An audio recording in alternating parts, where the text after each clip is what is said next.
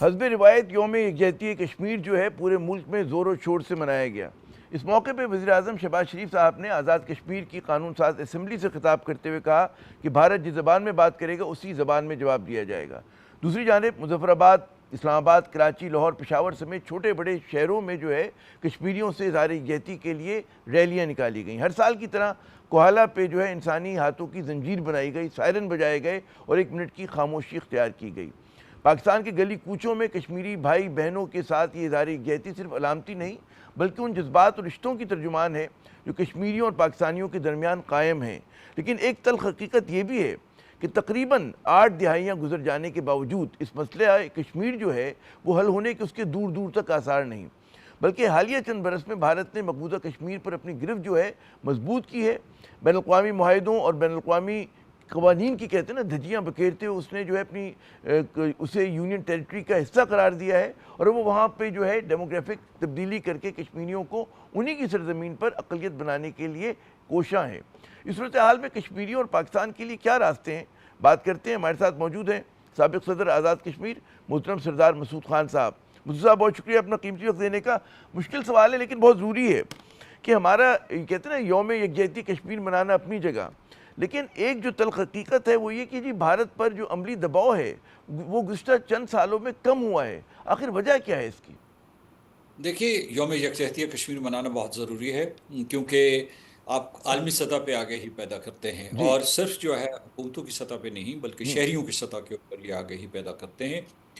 تو آج کے دن جو ہے آپ نے ان تقریبات کا ذکر کیا جو پاکستان اور آزاد کشمیر میں ہوئی، لیکن میں یہ آپ کو بتاتا ہوں کہ آج دنیا بھر کے اہم ترین کیپٹلز میں ہمارے جو کشمیری اور پاکستانی تھے وہ متحرک تھے، اور وہ یا مظاہرے کر رہے تھے یا مذاکرے کر رہے تھے، یا جو ہے وہاں رائے ساز ادارے ہیں، تھنک ٹینکس ہوں، یونیورسٹیز ہوں، ان کے ساتھ انہوں نے رابطے کیے۔ سفارت خانوں کا جو ایک بہت بڑا نیٹ ورک موجود ہے ہمیں دنیا میں، وہ متحرک رہا ہے۔ تو اس وجہ سے میں یہ کہنا چاہتا ہوں کہ یہ میں نے ہمیشہ یہ میرا موقف رہا ہے کہ جب تک ہم مسئلہ کشمیر کو اور کشمیر کے اوپر جو ظلم و ستم ہو رہا ہے، وہاں کے لوگوں کے اوپر جو ظلم و ستم ڈھایا جا رہا ہے، تو جب تک کہ انٹرنیشنل سول رائٹس موومنٹ نہیں بنائیں گے، اس کے حل کے امکانات بہت کم ہیں، کیونکہ ہندوستان دباؤ نہیں محسوس کرتا۔ اور ہندوستان کے لیے یہ باعث حیرت ہے کہ انہوں نے ہر ہتھ کنڈا آزما لیا ہے، لیکن پاکستان اپنی جگہ پہ کھڑا ہے اور اہل مقبوضہ جموں و کشمیر اپنی جگہ پہ کھڑے ہیں۔ یعنی کتنی دہائیاں ہو گئی ہیں وہ ظلم سہ رہے ہیں، اور 2019 کے بعد ان کے اوپر کون سا ظلم ہے جو نہیں ڈھایا گیا؟ اب تک 5 لاکھ کشمیری اپنی جانیں قربان کر چکے ہیں۔ اس کے علاوہ وہاں سے پتہ نہیں کتنے لاکھوں لوگوں کا انخلا ہوا ہے، اور جو لوگ وہاں ہیں وہ محصور ہیں، اور ان کے اوپر ان سے ان کی اپنی سرزمین چھین کر ان کے اوپر ظلم کیا جا رہا ہے۔ وہ ہر کوشش کے باوجود نہ کشمیریوں کے دل و دماغ جیت سکے ہیں، نہ ان کو ہندوستان کا حصہ بنا سکے ہیں، اور بلکہ دشمن علاقے کی طرح انہوں نے مقبوضہ جموں و کشمیر میں 10 لاکھ فوجی متعین کیے ہوئے ہیں۔ تو اس کی آگاہی پیدا کرنا بہت ضروری ہے ساری دنیا میں۔ اور میں نے پہلے بھی کہا کہ ہندوستان حیران ہے کہ کیا ہے، وہ کون سا جذبہ ہے جس کے تحت نہ پاکستان باز آ رہا ہے، نہ کشمیری ہار مان رہے ہیں۔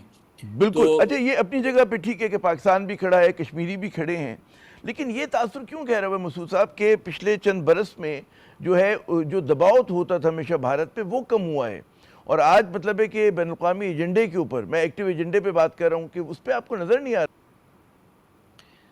دیکھیے، اس وقت دنیا جو ہے مختلف مسائل میں الجھی ہوئی ہے۔ یوکرین ہے، غزہ ہے، ایران اور امریکہ کی جنگ کا خوف، اور اس کے علاوہ جو ہے اور کی جو تصادم دنیا میں ہو رہے ہیں، مثلا جو بین الاقوامی سطح پہ چین اور امریکہ کی رقابت ہے، یورپ اور امریکہ کے درمیان جو جھگڑے بڑھ رہے ہیں، تو اس وجہ سے جو ہے جو بینڈ وڈتھ ہے فار کشمیر، وہ اس سطح پہ نہیں ہے جس سطح پہ ہونی چاہیے۔ لیکن اچھا۔ گزشتہ برس مارکہ حق کے بعد جب جنگ بندی ہوئی، جس کا اعلان صدر ٹرمپ نے کیا، تو انہوں نے ہندوستان اور پاکستان کو یہ صلاح دی کہ وہ کسی تیسرے ملک میں بیٹھ کے مسئلہ کشمیر کو حل کریں۔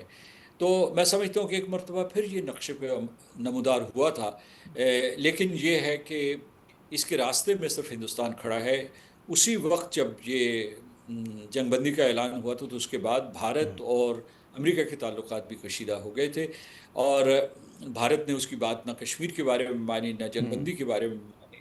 اور یہ جو ہے مسئلہ کشمیر تب حل ہوگا جب بھارت اور کشمیر دونوں مل کر، معاف کیجیے گا، بھارت اور پاکستان دونوں مل کر مذاکرات کی میز پہ آئیں گے اور اس مسئلے کے حل کے لیے سنجیدہ کوششیں کریں گے.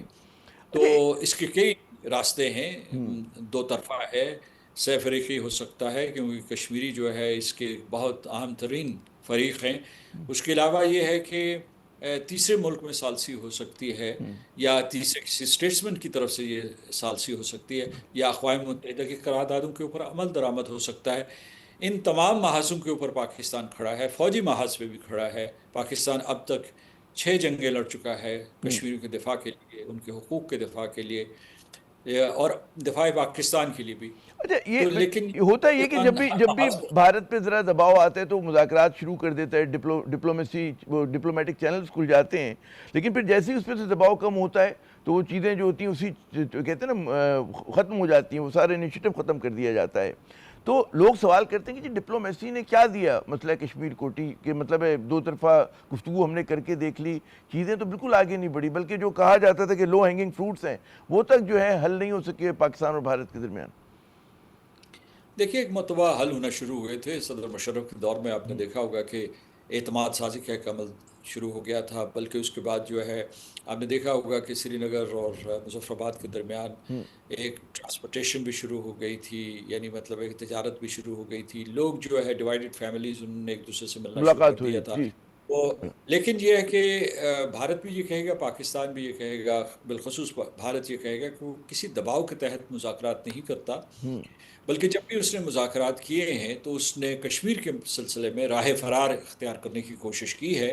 میں اس کا عینی شاہد بھی ہوں. جب ہمارے ان کے ساتھ دو طرفہ مذاکرات ہوتے تھے تو جب مسئلہ کشمیر اٹھایا جاتا تھا تو وہ ایک دم بات کو ادھر ادھر ٹال دیتے تھے، اور اس کے بعد یہ کہتے تھے کہ جی اصل مسئلہ تو دہشت گردی کا ہے، کیونکہ انہوں نے دہشت گردی کو ویپنائز کیا ہوا ہے پاکستان کے خلاف. لیکن جو نریندر مودی ہے اور راشٹریہ سوائم سیوک سنگھ اور بھارتیہ جنتا پارٹی، انہوں نے قسم کھائی ہوئی ہے کہ وہ کشمیر کے اوپر کسی قسم کے کوئی مذاکرات نہیں کریں گے، اور نہ کوئی اس قسم کا انہوں نے اندیہ دیا ہے. ایک مرتبہ وفا میں ایک ملاقات ہوئی تھی، اور اس کے بعد جو ہے جی. دلی میں ملاقات ہونی تھی، لیکن اس سے بھی وہ پیچھے ہٹ گئے تھے.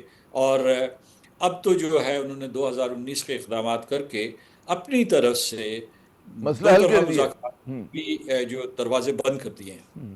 اچھا ایک زمانے میں مسعود صاحب انیشیٹو جو تھا وہ پاکستان کے پاس ہوا کرتا تھا، لیکن جب سے مودی وہاں پہ برسر اقتدار آئے ہیں تو انیشیٹو لگ رہا ہے کہ ان کے پاس ہے. جیسے کہ آپ نے بھی فرمایا 5 اگست کے جو نے اقدامات کی، یونین ٹیریٹری کا حصہ بنایا، اور مطلب ہے ان کی ڈیموگرافک چینجز لانے کے لیے انہوں نے اقدامات کرنے شروع کر دیے.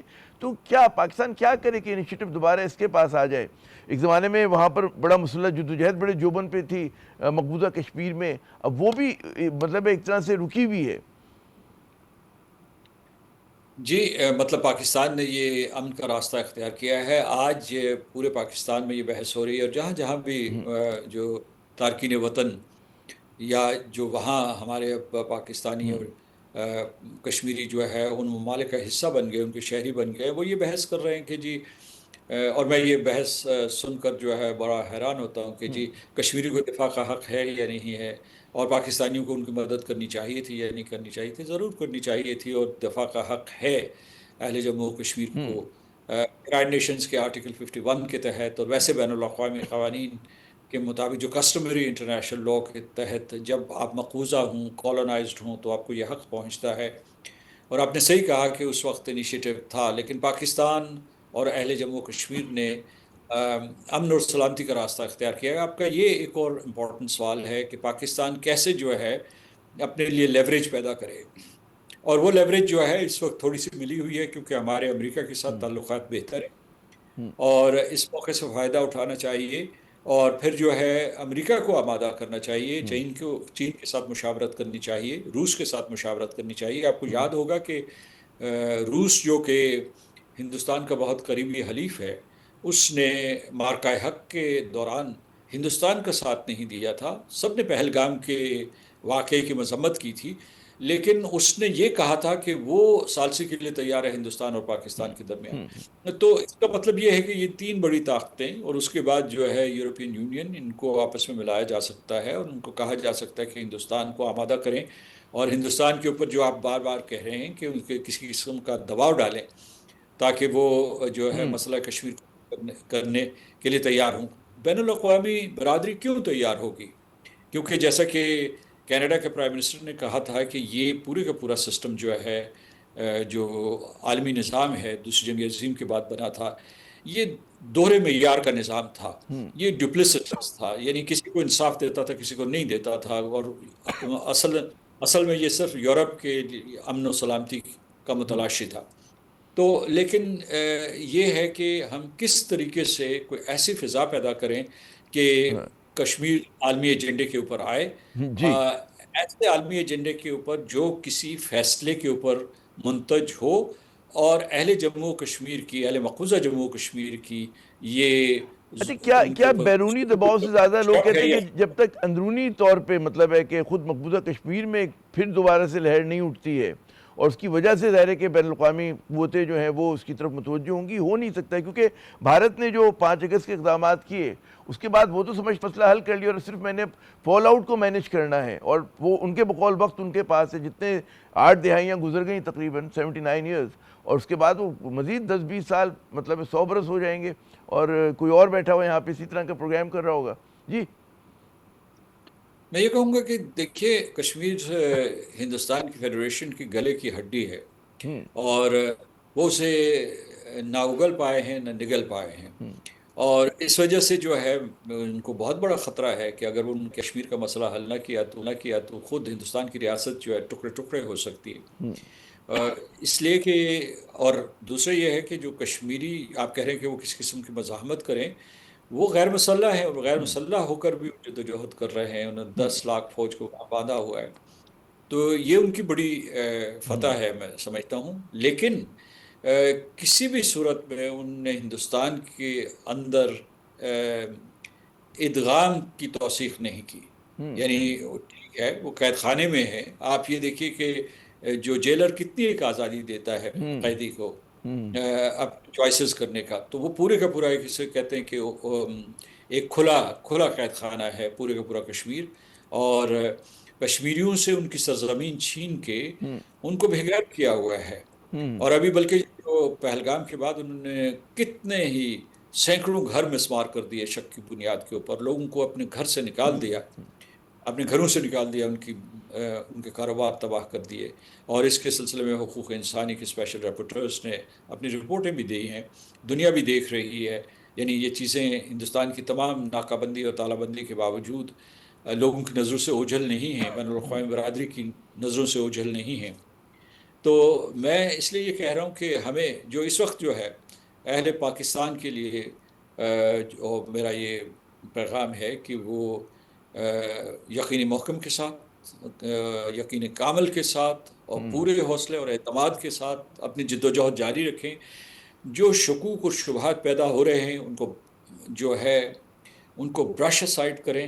اپنا جو آپ نے ڈیسٹینیشن چنا ہوا ہے وہ درست ہے، آپ حق پہ ہیں، تاریخ گواہ ہے، اور آپ تاریخ کو گواہی کھڑے دے. رہنا ہے اس اپنی پوزیشن پہ. بہت بہت شکریہ مسعود صاحب، آپ نے اپنا قیمتی وقت دیا. یقیناً کشمیری جو ہیں قید خانے، اور اس قید خانے کے باوجود جو ہے تمام تر ظلم و ستم کے باوجود انہوں نے کہتے ہیں ہندوستانی بننا قبول نہیں کیا ہے. اور یقیناً یہ مسعود صاحب نے بڑی کام کی بات کی کہ یقین محکم، یقین کامل کے ساتھ جو ہے کھڑے رہنا ہے پاکستان کو اور کشمیریوں کو اپنے موقف پہ.